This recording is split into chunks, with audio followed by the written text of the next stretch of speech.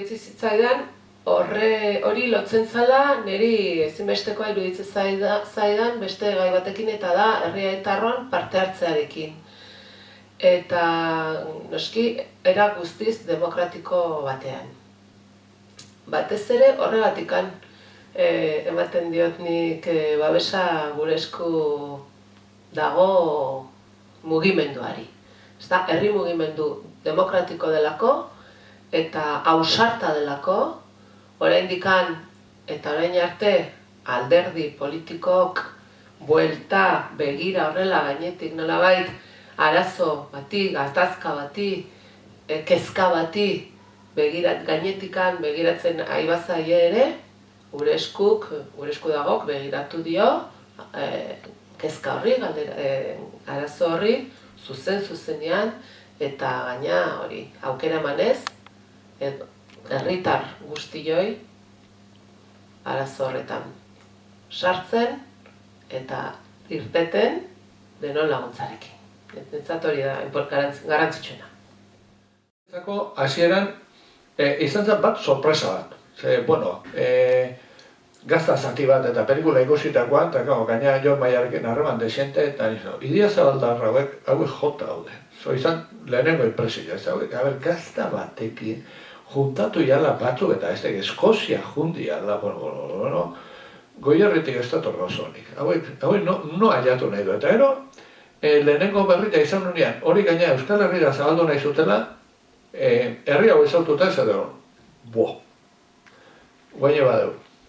Hau nahi joan. Baina, hasieratik zeukan doinu erakargarria zen. Azteko zen doinu alai bat. Eta herri honetan doinu alai gutxi entzun ditugu azkeneko urte hauetan politika egintzaren inguruan, ez? Eta gero zeuzkan ikuset gure barruko ADN-ean oso sartu dauden kontzeptu batzuk. Eta ez bat oso importantea, eta zen auzolana. Azkenean gure esku dagoa izan auzolana, errebindikatzen, ez? Alegitea, konfrontazioa baino,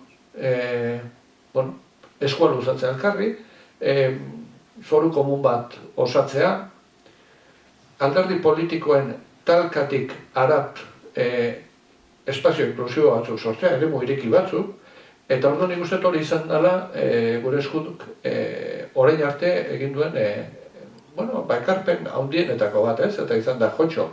Batean aurkitu gara espazio batean non elkartu garan, ez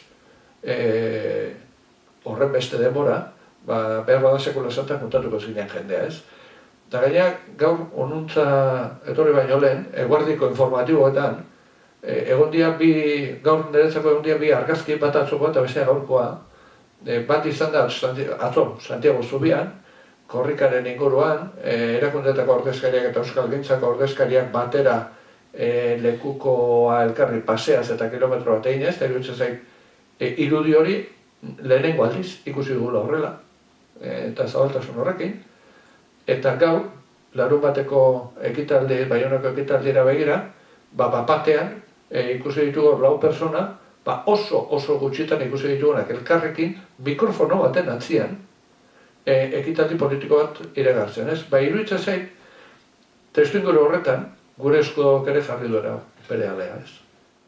Zula aurpegi eta hots berriak. Eta hori ere importantea da. Eta niretzako Tolosa aldean behintzat, aurpegi berri, gazte, fresko, alai asko. Etorri da, eta bileretan, eta nien naiz askotan izan, baina nabarmendu da. Aize bolada freskoa eta horren ordezkaria, ez garbik eta ez bilok. Hoi da baina. Ados haude baina, ze karpen egiten ari da gure esku?